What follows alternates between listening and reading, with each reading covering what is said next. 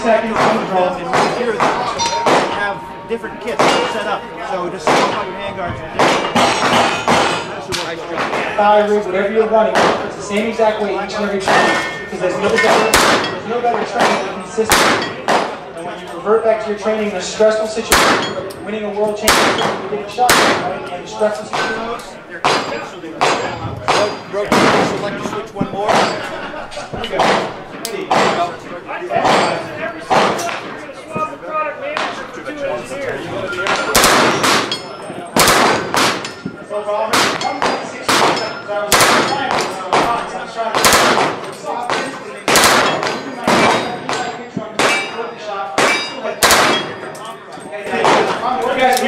If I don't get it, I'm staying until I get it. Alright, 10 shots less than 3 seconds. So we can make it happen.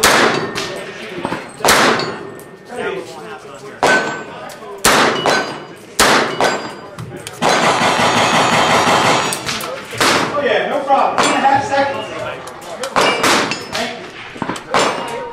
Thank you.